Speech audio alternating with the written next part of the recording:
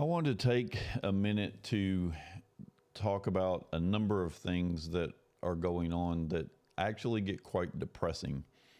And it really makes it difficult to try to research stuff and try to figure out what the truth is. One thing I want to mention is the Weingalt guy that was kind of talking to me for a while. He finally blocked me. Not only said he wasn't going to talk to me anymore, but blocked me because I asked too many questions. He says I am too dense to have a conversation with, is essentially the way he put it.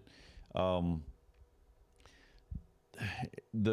it really makes you think, and at least if you're honest with yourself, am I trying to interpret things to mean what I want them to mean instead of what they actually mean? And I guess on one hand, it's good that things like this happen because if you're honest with yourself, it causes you to back up and reevaluate what you're doing. It happened to me over and over and over during the whole COVID bunch crap that went on, because I don't want to be one of those people that just hear something and run with it. You know, they believe it and they run with it. And then if anybody questions what they believe is true, then they get mad and they block you. And that's, in my experience, that's what happens 100% of the time. And Weingalt is exactly that kind of person.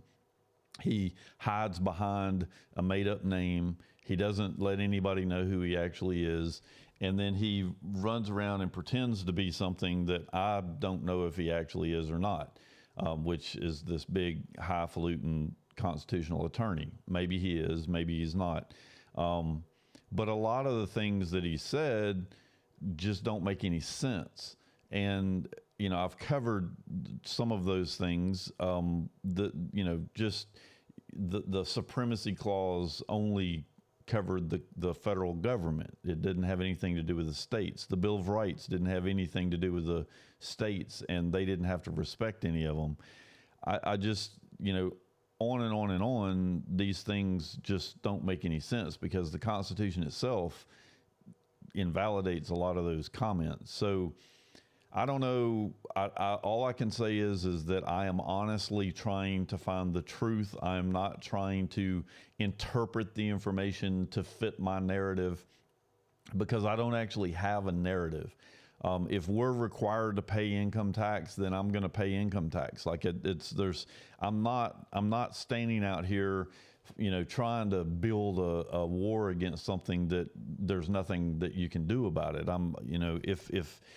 If the law is what they claim it is, then it ought to be pretty simple. But there's, at least with respect to the IRS, there's so many holes in that story that it can't possibly be true. And I hate the IRS. I hate everything that they stand for. I hate the Federal Reserve. But my goal was never to just simply say that they were all illegitimate and had no bearing, or had no purpose in life. My goal was just to figure out what the truth was. Does the IRS have the power that they actually claim to have? And everything that I look at, they don't. Now, is it smart to fight them? The obvious answer to that would be no. It's not smart to fight the gorilla when you're a sheep.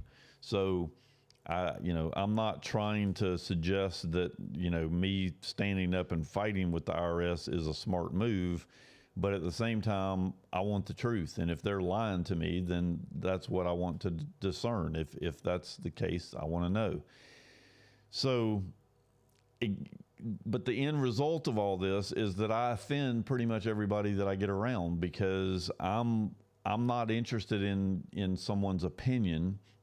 I'm only interested in what does the law say, what does the congressional record say, what does the evidence prove out, and as a result, I end up offending pretty much everybody that I come in contact with, because everybody is so drilled in. They have become their opinion.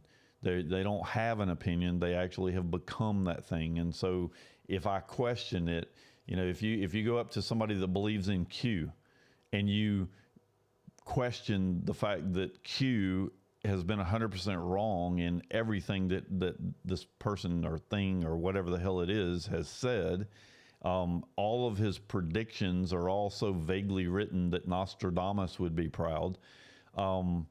And if you don't know what that means, go research Nostradamus. He's supposedly a fortune teller as well, and he, everything he wrote was so vaguely written that you could later interpret it to mean anything you wanted. And Q is the same thing. He doesn't say anything. Nobody can point and say, look, he said this was going to happen, and here it is that it happened. Q said some vague reference to, a bloodbath or whatever the hell you want to say. And then later Trump uses that word in a speech, and now all of a sudden Trump has given us secret messages. And it's just, maybe it's true, but the problem is there's no evidence to support any of it. We all have a dictionary. We all have words that we use. And the fact that Q is using words that everybody uses in their everyday speech, and Trump happens to use them, and then everybody turns around and claims, oh, look, Trump's using secret language, secret codes to tell us what's really going on. It's just, it's malarkey. It doesn't make any sense at all. So anyway, what I'm doing is a very lonely thing. There's literally no one that I can talk to get any support. I have to sit out here and fight the world by myself, I guess. But one thing I wanted to talk about is this Mike Gill character, because for some reason he's everywhere. He's on podcasts. Every time I turn around, he's on somebody's podcast. He says the same stuff over and over and over. He claims he has all kinds of evidence that proves all this stuff, and Trump just needs to open it, and that Trump knows who he is, and all this, on and on and on and on. And so I've started researching Mike Gill. I started, in the beginning it was interesting. It's like, well, damn, who is this character and how does he have all this information?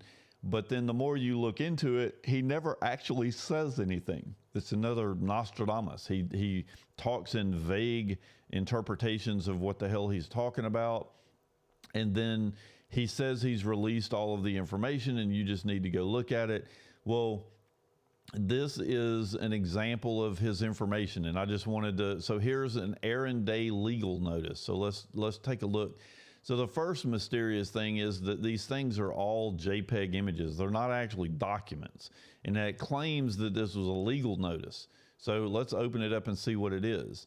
And so this is I don't know. There's no title. It's like a page in the middle of a document with no context whatsoever and no information as to who. I mean, I could type this up and claim that the President of the United States wrote it. If I have no proof that that's who wrote it and I have no signature or anything to go along with it, what exactly is this? Like, I don't know what this is. And so then let's look at the next image. Here is the ending of the thing, and it says, thank you for your cooperation pertaining to this matter, and it has Aaron Day, CC, Eileen Day.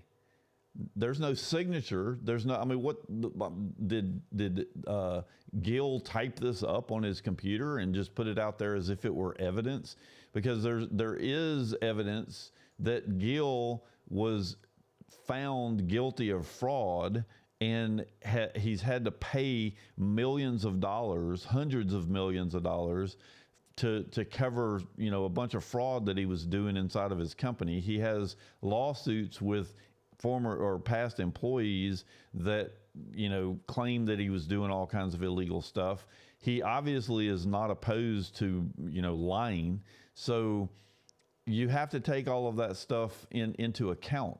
So when you're looking at all this, and here, I guess these must be the first, second, and third pages of some document. So here, this is the Michelle Moore show. And Michelle seems like a pretty straight shooter, except that she puts Mike Gill on and lets him speak without interrupting him and without actually, holding him to anything that he's saying. Like she's just giving him a platform, which makes me question her motives. So this is somebody writing a letter to. So this is from Aaron Day, and this is from January this year, 2024. And they're writing her for this defamatory content that she's disseminating on her platform.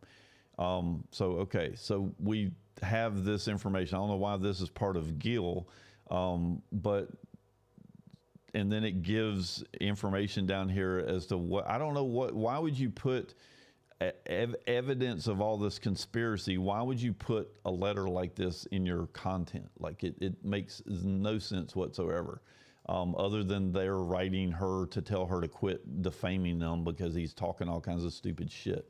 So here's Amy Miller. Let's look. We'll see what this is. So here we have from Mike Gill to Amy Miller. So this is something he wrote in 2015. Amy, I would like a full accounting of your discussions with your attorney. Okay. So he wrote her a letter. That's somehow evidence. And then here is the second page, and this isn't even from him. This is, I don't get this. Like, who the hell put all this stuff together? Who put all this stuff as JPEG images and PNG images instead of just putting the original documents in here, and then no narrative whatsoever as to what in the hell any of this stuff is actually for? What does it represent? Andrew letter, audio, Bedford, New Hampshire police FOIA request. I mean, you give them a FOIA request. So, I mean, I've got FOIA requests too. Where's the answer, and did you get an answer?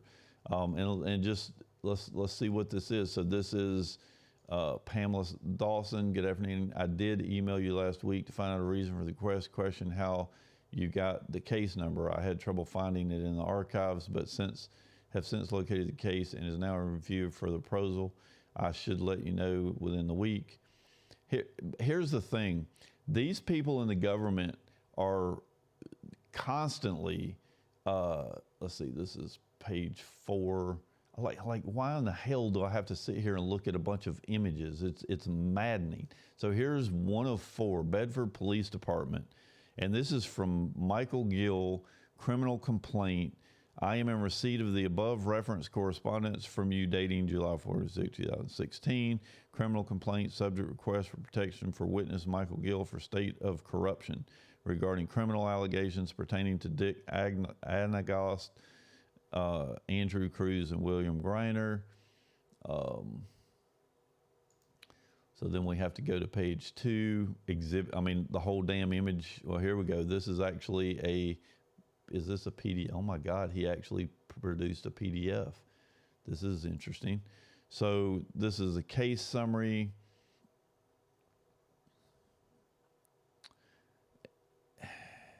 And you'll see withdrawal, he's got this circled for some reason. Again, no context here.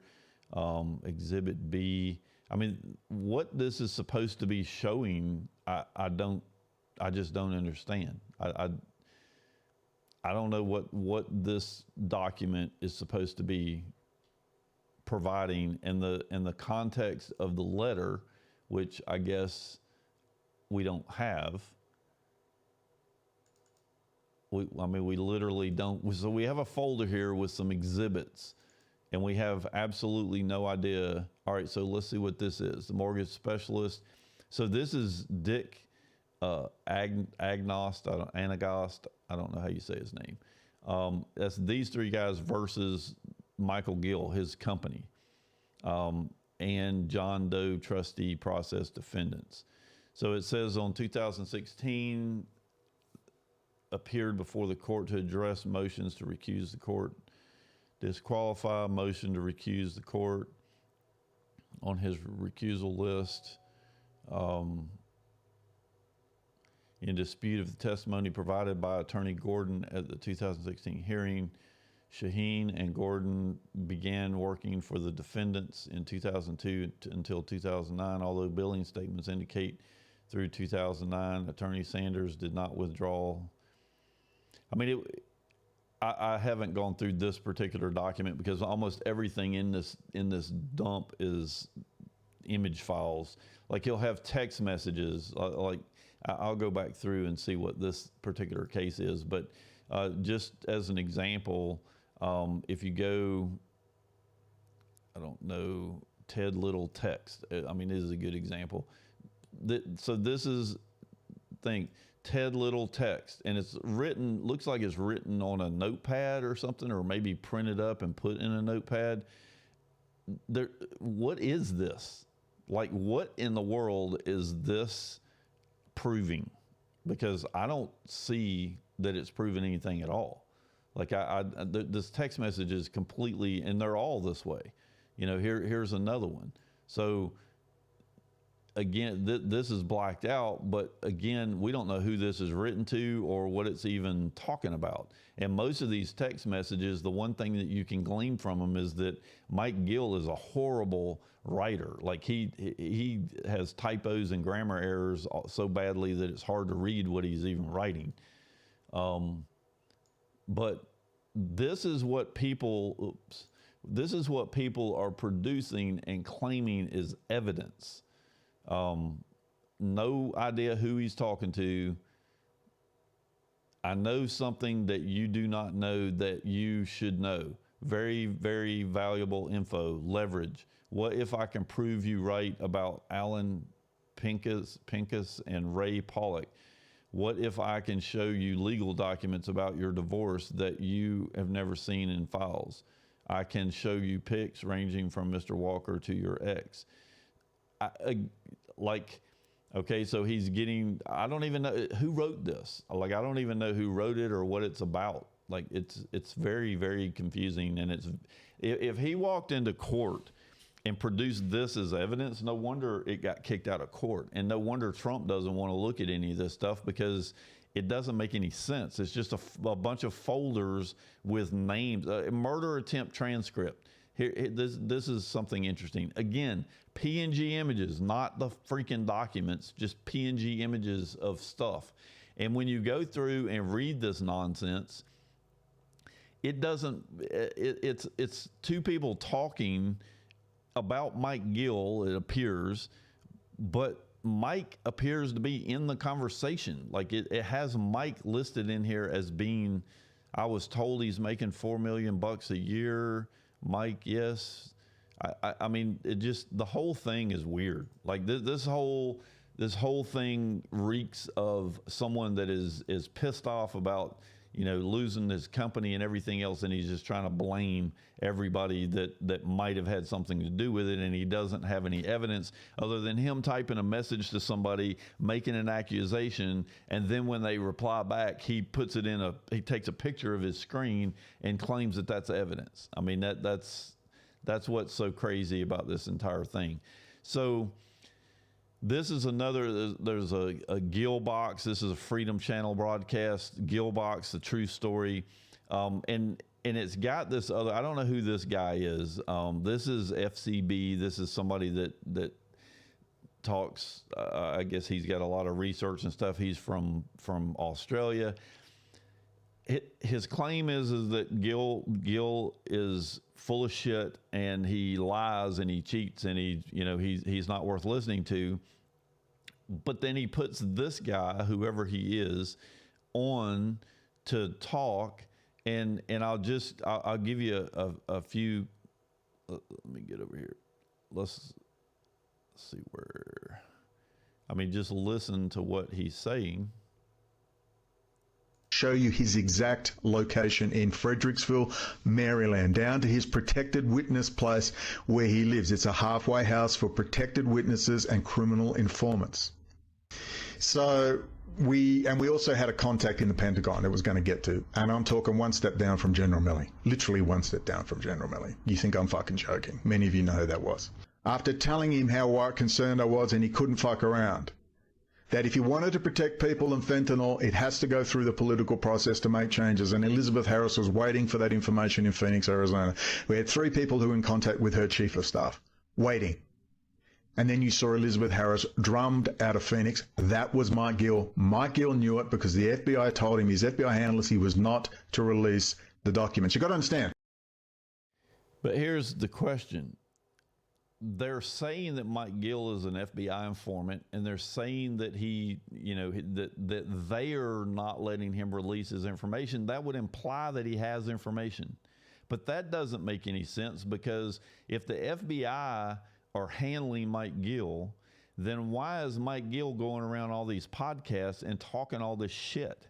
Like Mike Gill is accusing everybody of these crimes, and he says he has already posted his information, and that link, that folder that I just showed you was his information. It's all bullshit, or at least most of it is bullshit. Here's the funny thing. I have asked every person that has tried to support Mike Gill, I have asked them, could you give me one piece of evidence out of his evidence folder that is damning to anyone? Like one piece. Just show me something that is in that folder that you can point to and say definitively that this, if somebody were to find this out, that this person would be in trouble. Because I haven't been able to find evidence like that. In fact, all of the text messages and all that shit are screenshots of somebody's screen. You don't know whose screenshot it is. You don't know whose phone it came from. You don't have any background information that goes along with those pictures. It's just a bunch of pictures, and there's no evidence. So this guy's implying that Mike Gill has the evidence and the FBI is suppressing it, and that the FBI has him in protective services. If that's true, none of this stuff makes any sense. I mean, this is like misinformation of misinformation. Like I don't know this is the problem, is I'm trying to find at least some semblance of a truth, something that you can put your finger on and say, this is the more likely answer to what is being discussed. But the problem is that the story is so screwed up and coming from so many different directions with so much bullshit being spread around that you have no idea what the truth is, and I don't think we're ever going to find out. So talking about Mike Gill, who is definitely self-imposed, the Pandora paper master,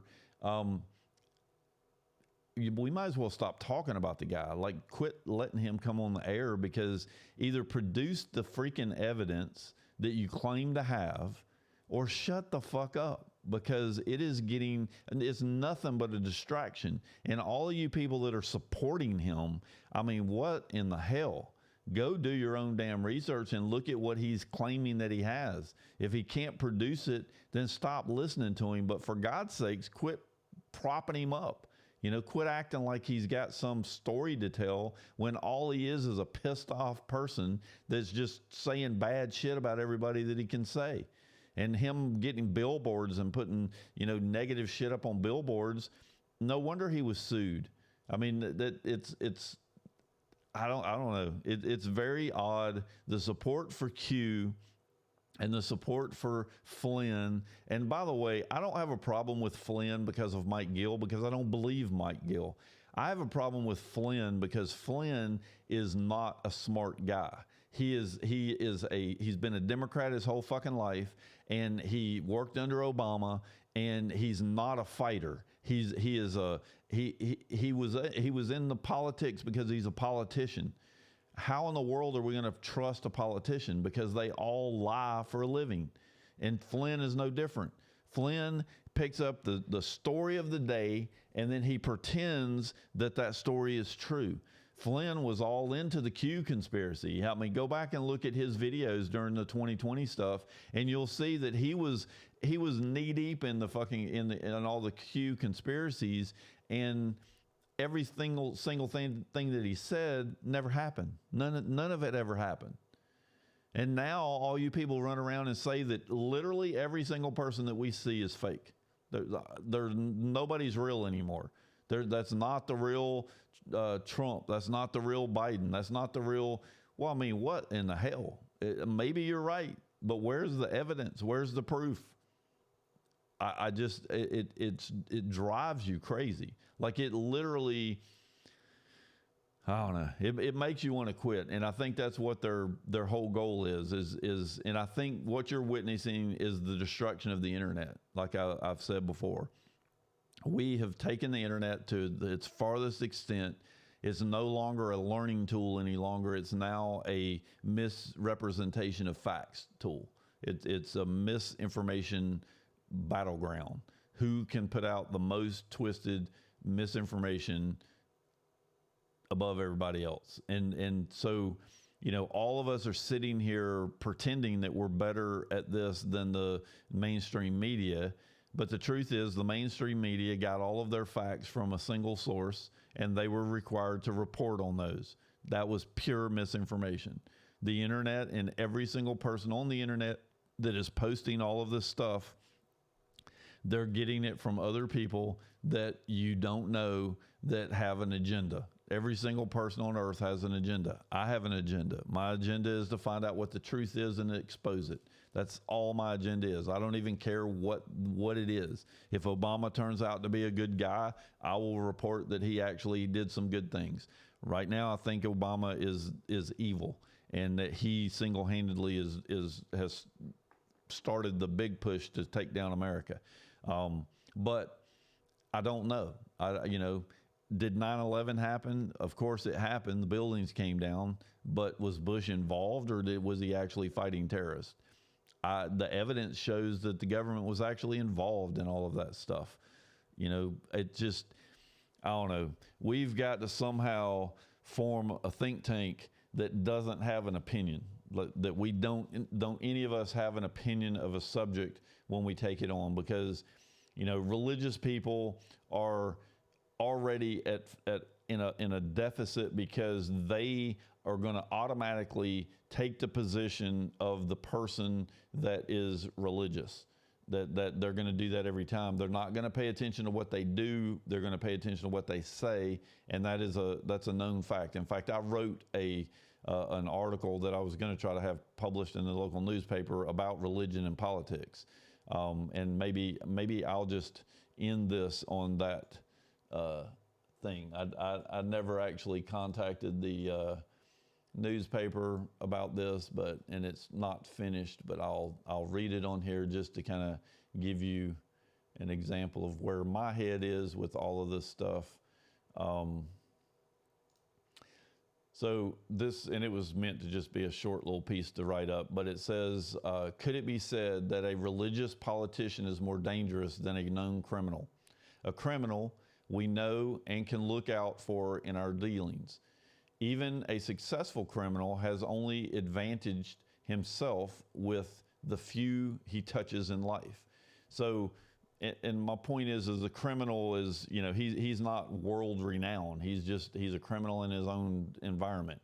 A politician in general can be dangerous, as he can touch us all with a single act. Most will still see him as dangerous by his actions and can judge to stay away. Wrapped in the cloak of religion, however, and he becomes doubly so, as he can now deceive even the most intelligent among us with this powerful cloak, as we may, under false assumption, say that he can do no wrong because he's a man of God. People listen to his twisted tongue and his pretended goodness and decide that his heart must be in the right place, that he must know what we do not, and that his acts are therefore just, allowing him to advantage himself against us all, and us approving of it simply because he is a man of God. So, and I see it every single day, and it's poorly written because I haven't even gone back and proofread this, but I just wanted to kind of get it out there. But we see this every single day because these people come along and say, all this stuff. They do all this stuff, but they act like they're religious. They carry a Bible around with them. They go to church every single Sunday. They say all the good things, but in the back room, they're actually screwing every single one of us. So my position is that a religious person is actually not a religious politician is the worst possible evil that you could possibly have, because rarely do they actually do the right thing. They almost always do the wrong thing. You know, we used to have a saying when I started my company. We would never do business with a preacher, because if anyone was going to screw you and not pay the bill, it was going to be the preacher. And so we just literally quit doing business with churches, because we almost inevitably knew we were never going to get paid. So we've got to be very, very careful. It's okay to believe in God. It's okay to read the Bible. It's okay to have your faith.